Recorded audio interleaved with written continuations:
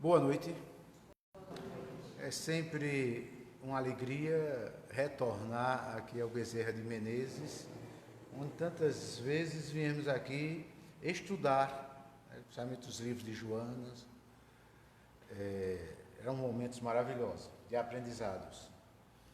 O tema dessa noite encontra-se no capítulo 28 do Evangelho segundo o Espiritismo, onde trata as questões das preces, algumas orientações, alguns modelos de prece.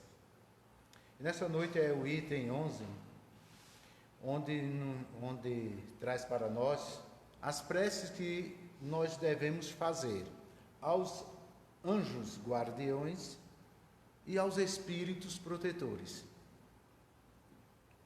Normalmente não temos muito esse hábito de orarmos aos espíritos que nos protegem. Anjos guardiões, anjo da guarda, é um termo que está mais ligado ao catolicismo, principalmente assim que começou o desenvolvimento da igreja constantiniana, que é o cristianismo que predomina mais no Ocidente. Então colocou-se assim esse termo anjo da guarda. Muitas outras culturas também têm os seus espíritos protetores, mas na realidade todos são só um. Para nós, os nossos espíritos, que seria aquele que seria o anjo da guarda do católico, às vezes protestante, para nós é o mentor. É aquele espírito que está sempre cuidando de nós. Em toda parte do mundo, para o muçulmano, e todas as correntes recebem nomes diferentes, mas na realidade são os mesmos espíritos, porque Deus tem sempre designados, para todo espírito que encarna, é designado um espírito para estar cuidando, orientando, influenciando, dando completo livre arbítrio. Obrigado. Sem impor nada, tão somente dando orientações através da inspiração, momentos de pensamento, influenciando e muitas vezes até fazendo livramento que nós não percebemos. É aquele livramento como acontece muitas vezes. De repente a pessoa vai pegar um avião e está certo, está aquele compromisso e por algum motivo perde o avião, perde o voo e depois vem a notícia que o avião caiu. Todo desastre coletivo tem histórias de pessoas que perderam a oportunidade de embarcar. Então tem diversos meios de proteção. No prefácio nos diz o seguinte: temos ligado a nós, desde o nosso nascimento, um espírito bom, que nos tomou sob sua proteção. Era como se fosse semelhante a um costume católico, que tem o padrinho, né?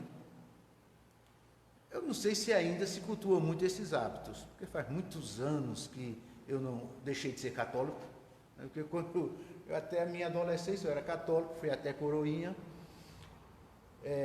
mas depois me tornei evangélico e depois espírita, isso há muitos anos. Eu não sei se ainda tem esses hábitos dos teus padrinhos, porque naquela época era um compromisso muito sério e levado em conta o padrinho.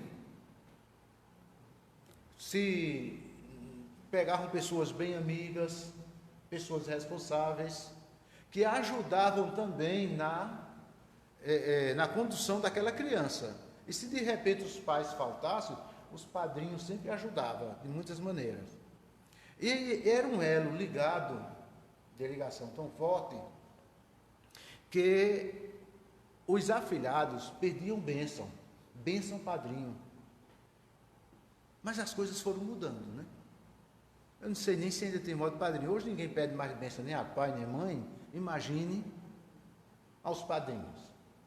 Porque criou-se um conjunto de costumes que essa parte de estar mais ligado aos mentores, ligado aos anjos guardiões, foram um tanto esquecido e deixado de lado. É exatamente isto que fez surgir, na minha opinião, fez surgir essa geração que nós chamamos de neném.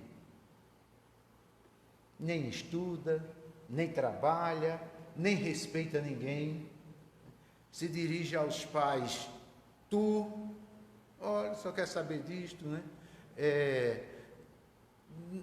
Se não pede nem benção ao pai e à mãe, o respeito, imagine para com a parte espiritual. Então vão ficando distantes e com isso perde determinada ligação espiritual. Na minha opinião, também aquela forma de colocar um padrinho era muito importante, porque os padrinhos ajudavam, né? Ajudavam profissionalmente, ajudavam também na educação. Era um dos motivos que sempre se procurava um padrinho, né, que tivesse um pouco de condição, né? Ninguém queria colocar um padrinho, né, que não tivesse outra condição, que também era errado. Porque a questão devia ser aquela questão da responsabilidade e da moral. Então, todos nós temos ligado, quer queira, quer não, todos nós temos um espírito que está ao nosso lado para nos orientar, para tentar nos influenciar. Mas, em contrapartida, nós também temos espíritos que aproveitam as nossas fraquezas para também nos influenciar. É como nos dirá Paulo, né? Nós temos uma multidão de testemunhas. E quem é essa multidão de testemunhas? São os espíritos desencarnados. A proporção, dizem aí os estudiosos da área, grandes médios, né, que para cada um espírito que está encarnado, tem pelo menos 7 ou 8 desencarnados. E tem locais que tem bem mais, que cada um vão se afinando com seus locais. E de acordo com aquilo que nós desenvolvemos em nosso pensamento, aquilo que nós pensamos mais, vamos atraindo determinados grupos de espíritos. E às vezes vamos sendo influenciados justamente por aqueles que vêm nos trazer mal. Nós aqui chamamos de obsessores. Outras culturas chamam de demônios, chamam de diabo, chamam de tantas coisas, né? Mas nós chamamos de obsessores. O obsessor só chega a nós quando estamos na mesma sintonia dele. Se não estão na mesma sintonia, não tem como eles alcançarem. Então, na realidade, este espírito guardião, esse espírito protetor, esse mentor, ele sente-se feliz em poder nos auxiliar, nos ajudar, porque ele é responsável por nós. Mas ele não força. É como Deus nos dá, ele dá o livre-arbítrio, mas orienta. E esta questão espiritual, ela fica de uma maneira bem nítida para a nossa compreensão, quando nós quando vamos nos lembrar daquela figura, aquela imagem que é pintada, né, como tem um ser humano, aí de lado tem um anjinho, né, influenciando, e de outro tem um diabinho, né? Tem um diabinho. Vocês já viram muito essas figuras, né? Isso simboliza mais ou menos essa questão. Então, nós temos, de um lado, temos influências de bons espíritos e também temos influências de maus espíritos. Agora, cabe a cada um de nós sabermos como vamos fazer essas escolhas. Deus não vai impor. Porque se Deus fosse impor essa escolha, todos nós seríamos perfeitos. Não estaríamos no mundo de provas e expiações. Se nós estamos no mundo de provas e expiações, é exatamente porque somos imperfeitos. E por sermos imperfeitos, nós estamos muito vulneráveis a essas influências. Porque todos os instrumentos materiais que nós temos, eles são neutros. O corpo não é bom nem é mal. O dinheiro, se a pessoa tem, não é bom nem é mal. Os bens que tem não é bom nem é mal. O Espírito é quem vai fazer o uso desses bens, desses objetos, desses dons. E faz sobre influência de espíritos. Eu me recuso a pensar que uma pessoa normal, com certo equilíbrio, teria condição de pegar outro, dar um tiro, dar uma facada. É necessário ter uma influência muito forte de um espírito mau que quer destruir um e quer destruir o outro. Porque é uma coisa completamente sem lógica. E tantos outros absurdos que nós testemunhamos todos os dias. E para isso Jesus nos deu a lição, né? Pai, perdoa-lhes porque não sabem o que fazem, né?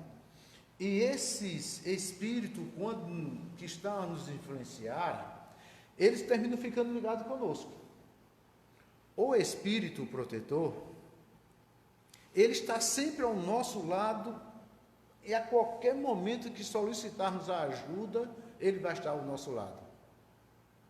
Mas se abrirmos as portas do coração, como se diz, aos espíritos malignos, ele também vai estar do nosso lado.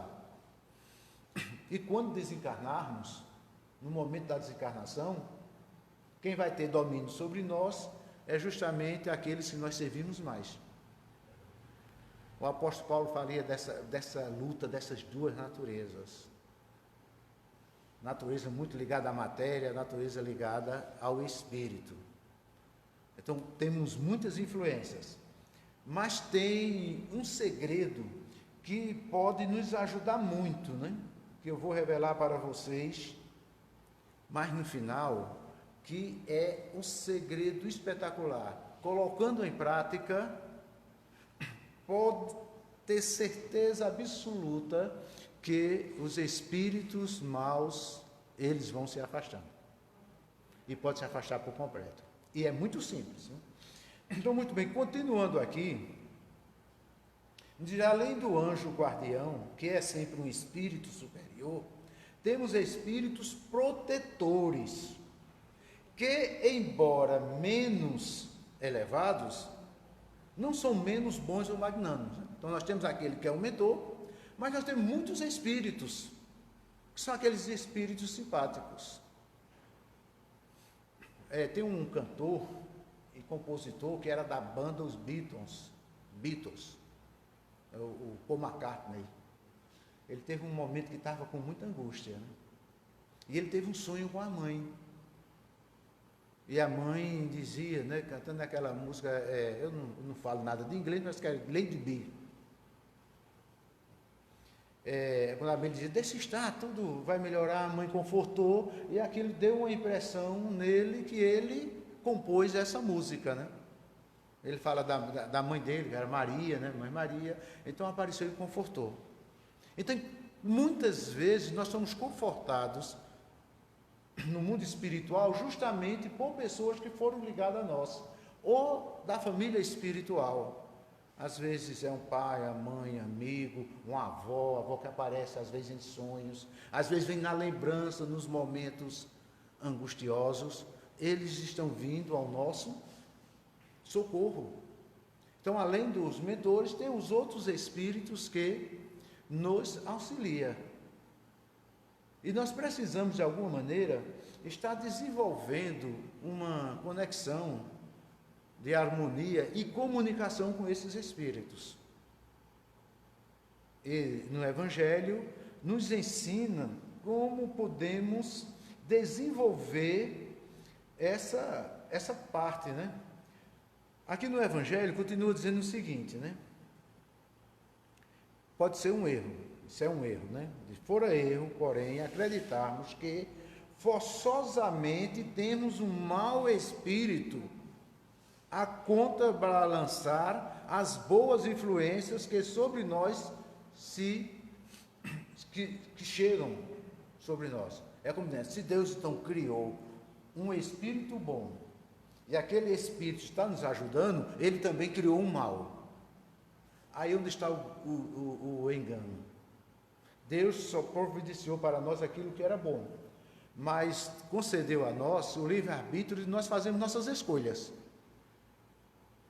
Porque faz parte da evolução espiritual, cada um vai desenvolvendo as suas escolhas. Então não tem como nós querermos colocar para Deus a culpa de tomada de decisões que são nossas.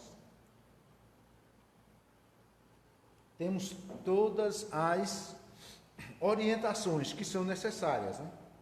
Os maus espíritos, ele ocorre voluntariamente, desde que ache meio de assumir predomínio sobre nós, ou pela nossa fraqueza, ou pela negligências que ponhamos em seguir as inspirações dos bons espíritos.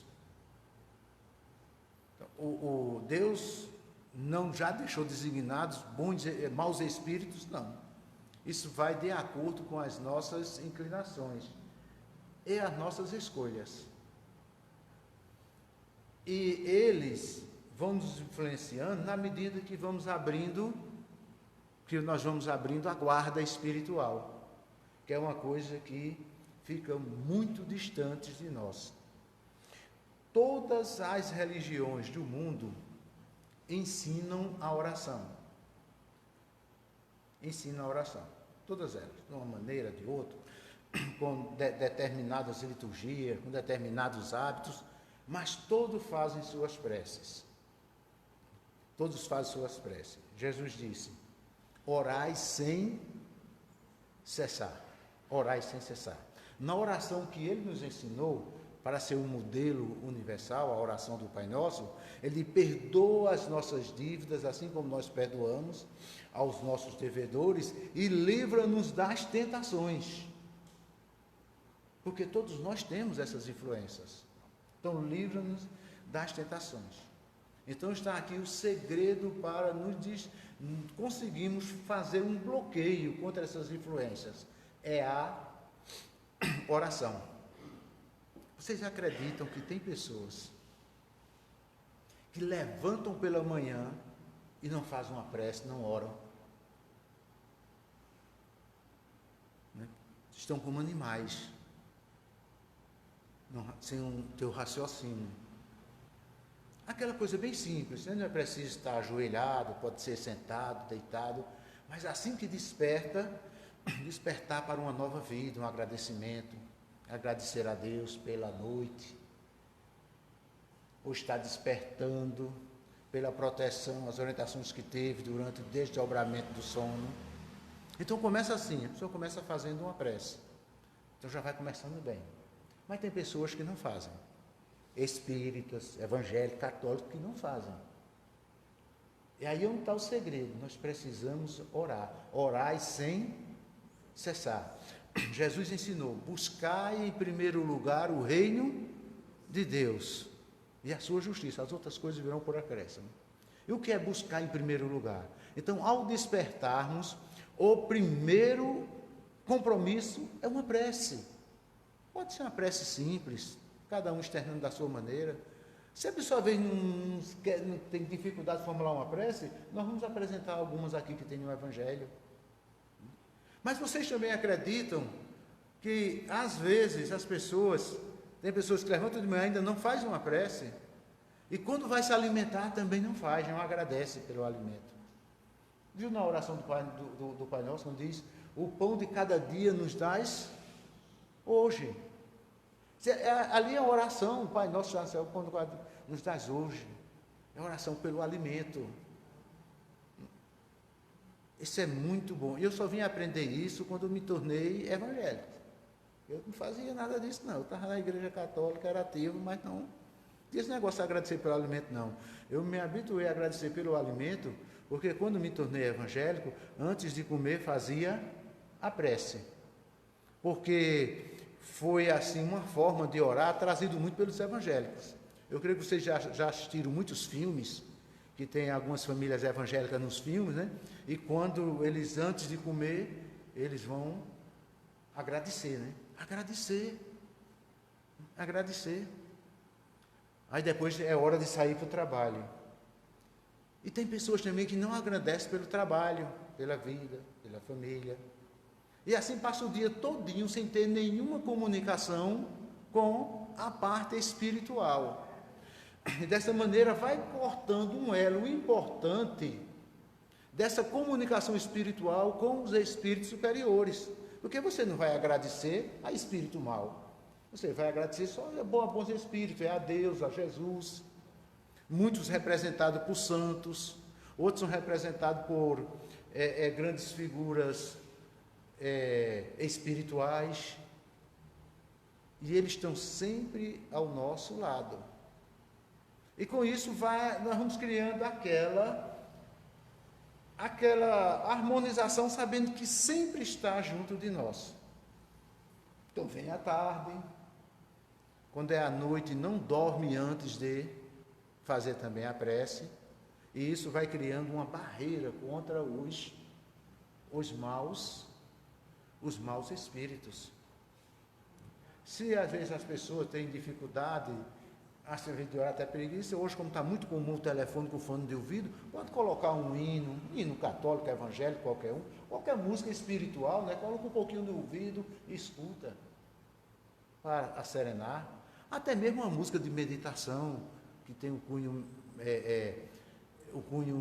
também de acalmar e ligar o espírito. Então são essas coisas simples, que vai fazendo com que nós não vamos ser santos, mas nós vamos cortando um pouco a influência daqueles que vêm para nos destruir a paz e nos encaminhar para o mal. Bem, seguindo esse termo, nós vamos aqui mostrar aqui alguns modelos que o Evangelho apresenta das orações como seria.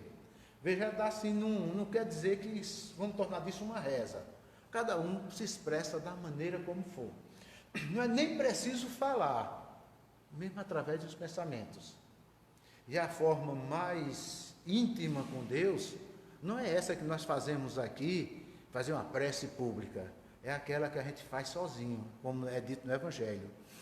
Quer falar com Deus? Entra no teu quarto e a sós. Fala com teu Deus. Porque se eu for fazer uma prece aqui, vou procurar fazer uma prece bonita, mas não vou falar dos meus defeitos, das minhas dificuldades, né? Agora, quando eu estou sozinho com Deus, em pensamento, aí eu posso falar. Né? Posso falar e Ele vai me ajudar. Então, aqui tem um primeiro modelo de prece que diz o seguinte: nós podemos orar dessa maneira. Aqui é um modelo. Espíritos esclarecidos e benevolentes, que aqui nós já estamos orando, pedindo, né, a proteção pelo mentor, por aqueles espíritos que nos auxiliam. Então, espíritos esclarecidos e benevolentes, mensageiros de Deus, que tendes por missão assistir os homens e conduzi-los pelo bom caminho. Sustentai-me nas provas desta vida. Dai-me força de suportá-las, sem queixumes. Livrai-me dos maus pensamentos. E fazei que eu não dê entrada a nenhum mau espírito que queira induzir-me ao mal. Esclarecei a minha consciência com relação aos meus defeitos. E tirai-me de sobre os olhos o véu do orgulho, capaz de impedir que eu os perceba e que eu os confesse a mim mesmo. Né? Porque o orgulho e o egoísmo, como nos diz no Evangelho, são os dois maiores males da humanidade, é o que nos distancia de sermos humildes diante de Deus. Esse aqui é um modelo de prece, é pequenininho, viu? Todo modelo de prece e todas as preces de espíritos elevados, para nos dar o exemplo, é prece pequenininha, viu? Aquelas preces bem longas, o pessoal pode fazer também, não faz nenhum mal. Não é bem aquele modelo. O modelo é o do Pai Nosso, veja, é bem curtinho, né? A gente para o Pai Nosso, dá o quê? 2 minutos, se muito for, é o modelo, né? Então, esse aqui é o modelo. Então, nós vamos pedir. Outro, no Evangelho do Espiritismo, tem lá onde fala o homem de bem, que é um texto de Santo Agostinho, que também nos dá uma orientação muito boa para esse momento. o que é que ele diz lá? Quando nós chegarmos à noite, o que é que nós vamos fazer?